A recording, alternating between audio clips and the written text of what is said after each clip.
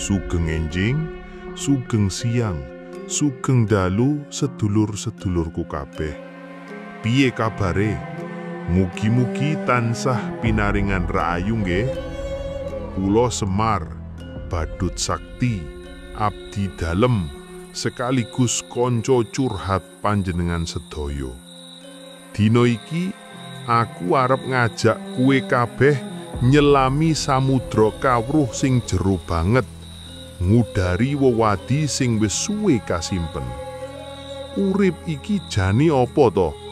Kok yo akeh banget pitakonan sing ora ana enteke. Kadang bungah, kadang susah, kadang krasa wis ngerti kabeh, jebule isih akeh sing durung ngerti. Nah, iki sing jenenge urip rek. Ora gampang, tapi yo ora angel-angel banget nek awake dhewe gelem sinau. Kita selalu mencari petunjuk, mencari arah, mencari sesuatu yang bisa membimbing kita. Dari mana petunjuk itu datang? Apakah hanya dari kitab swabu atau ajaran agama tertentu? Hari ini kita akan ngobrolin soal konsep yang mungkin bikin keningmu berkerut. Tapi percayalah, ini penting banget. Wahyu langit tanpa agomo. Wah, jenenge wae wis unik toh. Tapi ojo salah, maknane luwih jero maneh. Penasaran? Ayo, melu aku.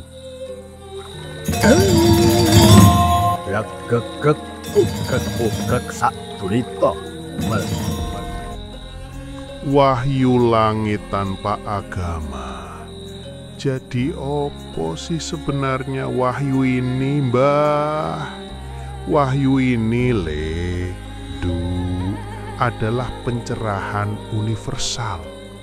Dia itu kayak sinyal wifi gratis yang ada di mana-mana. Tapi nggak semua orang bisa nangkep. Kenapa? Karena sibuk nyari sinyal yang berbayar atau sibuk nyari sinyal yang ada passwordnya. Padahal sinyal wahyu ini gratis, ndak pakai password, dan bisa diakses siapa saja, kapan saja, di mana saja, tanpa memandang suku, ras, agama, atau bahkan ukuran sepatu. Wahyu ini bisa datang dalam berbagai bentuk cucuku. Kadang dia datang sebagai ide cemerlang yang tiba-tiba muncul di kepala saat kamu lagi bengong di kamar mandi, itu wahyu.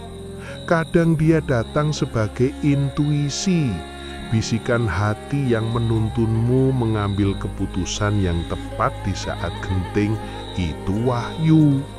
Kadang dia datang sebagai petunjuk dari alam. Misalnya kamu lagi galau, terus tiba-tiba lihat kupu-kupu hinggap di pundakmu seolah-olah ngasih tahu, tenang, semua akan baik-baik saja, itu wahyu. Bahkan dari kejadian-kejadian kecil yang sering kamu abaikan, seperti melihat semut bergotong royong atau mendengar kicauan burung di pagi hari, itu semua bisa jadi wahyu kalau kamu peka. Masalahnya, banyak dari kita yang terlalu sibuk dengan urusan duniawi, terlalu sibuk dengan hiruk-pikuk kehidupan sampai lupa untuk menajamkan kepekaan batin. Mata kita cuma fokus lihat yang kelihatan, telinga kita cuma fokus dengar yang bersuara keras. Padahal wahyu itu seringkali datang dalam keheningan, dalam kesederhanaan, dalam hal-hal yang sering kita anggap remeh. Makanya Semar selalu bilang, jangan cuma sibuk nyari sinyal wifi, sinyal Tuhan juga perlu dicari. Sinyal Tuhan itu ada di hati, cucuku. Kalau hatimu bersih, sinyalnya pasti kuat, ndak pakai buffering, dan kamu bisa download pencerahan sepuasnya. Jadi wahyu langit tanpa agama itu bukan berarti kita tidak butuh agama ya. Agama itu penting sebagai panduan, sebagai jalan.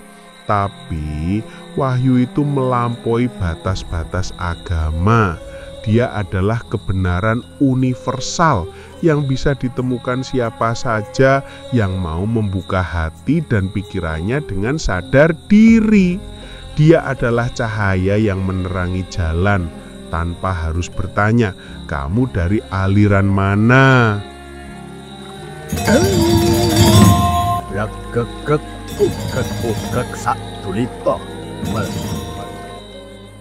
Wahyu langit tanpa agama. Bocah zaman no, kalian menyembah agama, bukan menyembah Gusti. Kalian mengejar surga, tapi lupa siapa pemilik langit. Kalian mencium kitab, tapi tak paham isi langit. Aku Semar, penjaga rahasia langit yang tak dicatat dalam kitab suci. Wahyu langit itu netral, universal, ngger. Ia tak berlabel, tak berpihak pada agama dan kepercayaan. Seperti matahari, ia bersinar untuk semua, baik yang percaya Tuhan maupun yang menolak. Tapi manusia dengan ego agamanya mengira Gusti itu hanya miliknya, seolah Gusti itu eksklusif, bisa dipagari, bisa diklaim, bahkan bisa diteriakin. Padahal wahyu itu jatuh kepada siapa saja yang hatinya bersih, bukan yang paling keras teriak, takbir, atau haleluya. Kitab suci itu petunjuk, bukan Gusti itu sendiri. Kalau kamu menuhankan buku, kamu cuma kolektor huruf. Gusti tak terkurung dalam kitab dan aksara. Iyo hadir dalam rasa, dalam diam, dalam embusan angin yang tak pernah berdakwah. Lihat petani tua yang hanya hafal satu baris ayat, bahkan ada tak hafal satu ayat pun, tapi hidupnya selaras dengan semesta. Itu lebih makrifat daripada tukang ceramah yang hidup dari celoteh. Agama itu seperti tangga, ia hanya alat bantu naik. Tapi yang dungu malah mendirikan istana di atas tangga, lalu saling lempar bata, saling hujat karena beda bentuk tangganya. Padahal tujuan kita sama, kembali pada asal cahaya. Tapi kalian malah sibuk menghakimi siapa yang paling benar dan sah naik ke langit. Wahyu langit itu memberi wahyu kepada yang mencintai, bukan kepada yang paling fasih berdoa ataupun hafal ayat satu kitab. Cinta itu jalan rahasia. Ia tak butuh khotbah, cukup keheningan. Seperti Ratu Kidul yang tak pernah berdakwah, tapi disembah dalam rasa oleh rakyat pesisir. Karena cinta tak punya agama, tapi semua agama butuh cinta. Orang Jawa dulu tak bertanya status agamamu, kamu Islam atau Hindu. Mereka cukup bertanya, uripmu selaras-ra karo jagat? Apakah hidupmu selaras dengan semesta? Sebab semesta itulah kitab sejati. Daun, angin, air, dan gunung adalah ayat-ayat hidup. Ki Ageng Selo tak butuh mazhab, tapi ia bisa menangkap petir dengan tangan kosong karena jiwanya menyatu dengan sabdo langit. Jadi, bocah zaman now, jika kau benar mencari Gusti, turunkan egomu, lepaskan identitas agamamu, rasakan suwung, masuki sunyi, resapi rasa. Wahyu langit itu milik siapa saja yang merdeka dari nama, yang tak lagi butuh gelar haji, kiai, pendeta atau biksu, yang cukup dikenal semesta sebagai manusia yang hidup dalam kesadaran. Hehehe, aku Semar, dikira fiksi, dihina badut. Hehehe, padahal aku penjaga rahasia langit. Semoga kuping kalian ndak panas ya.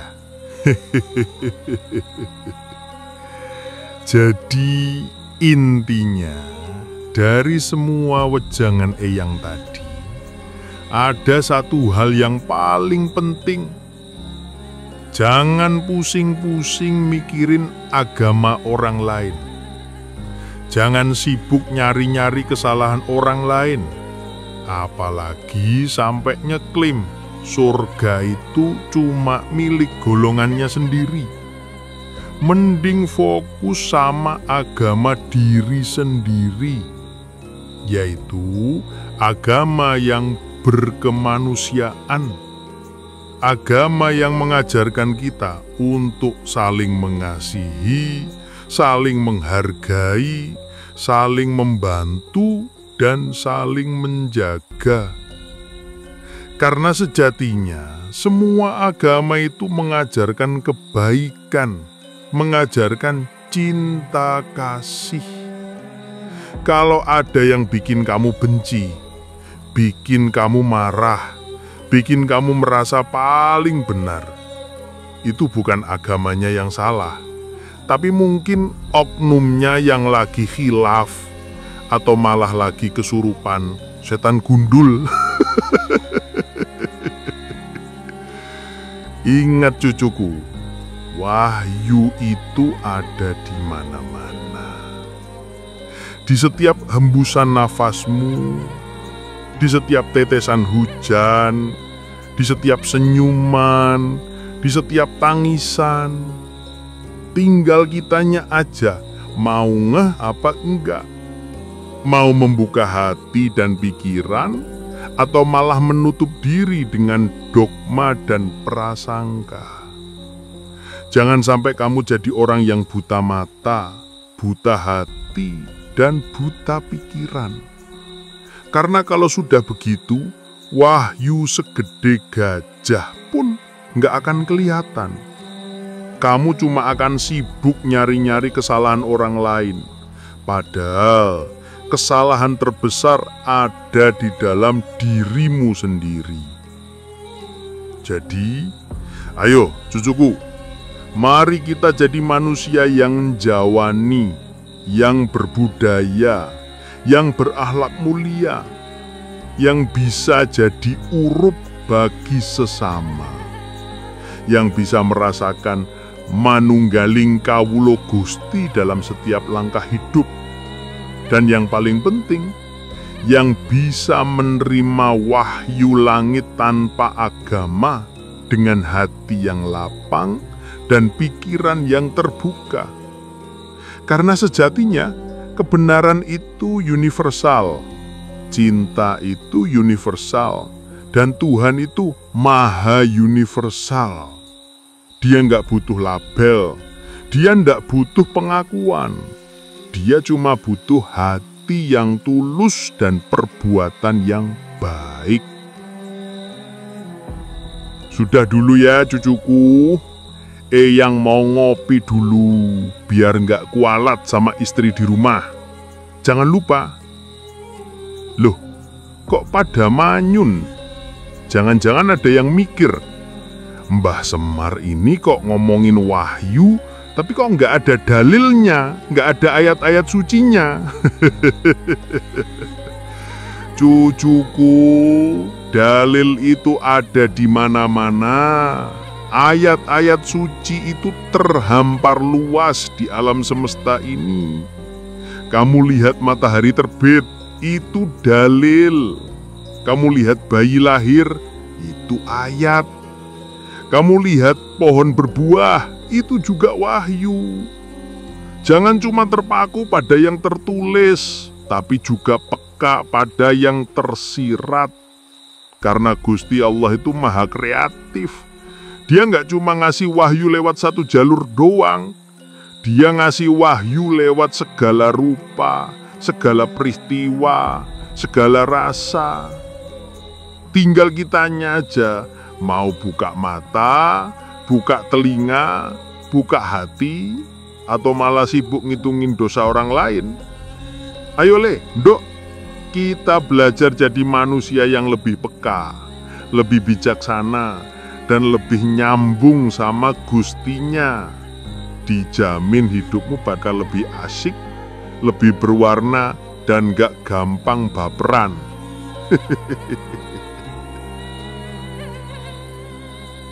Kadang cucuku ada yang salah kaprah. Mikirnya kalau mau jadi urup harus jadi orang terkenal, harus punya jabatan tinggi, atau harus punya banyak uang. Halah, itu mah cuma bungkusnya doang. Yang penting itu isinya, niatnya. Kamu jadi tukang sapu jalanan, tapi kalau niatmu tulus membersihkan lingkungan biar orang lain nyaman, itu sudah urup namanya. Kamu jadi ibu rumah tangga, tapi kalau kamu mendidik anak-anakmu jadi manusia yang baik, itu juga urup yang luar biasa. Jangan minder cuma karena profesimu nggak mentereng di mata dunia. Yang penting kamu bisa jadi urup di lingkunganmu sendiri. Karena dari urup yang kecil-kecil itu nanti akan jadi api unggun yang besar yang bisa menerangi banyak orang. Percaya sama Eyang, Gusti Allah itu nggak tidur. Setiap kebaikan sekecil apapun pasti ada balasannya. Nggak perlu kamu kuar-kuar di media sosial. Aku habis membantu ini loh. Nggak perlu. Cukup Gusti Allah dan dirimu sendiri yang tahu. Itu baru namanya keikhlasan. Itu baru namanya urip iku urup yang sejati. Tan samar mamareng sapa sinok maya winaya wing asepi sumimpen dalang ing kalbu pambukaning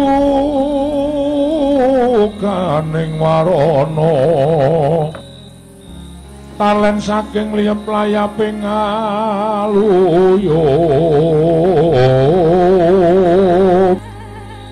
pindha pesating sumpena musuh ping rasa jati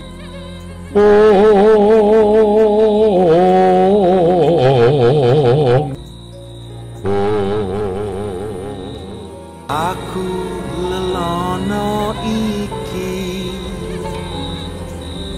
tanpa ammu lan tanpa dengki ngleremke angkara ngleremke murka netepi rasa kang jati suwung ngawung-ngawung suwung ngawung-ngawung ora ono sing ana dudu zat sira zat ingsun zat sira zat ingsun ya sira sira ya ingsun ya sira ya ingsun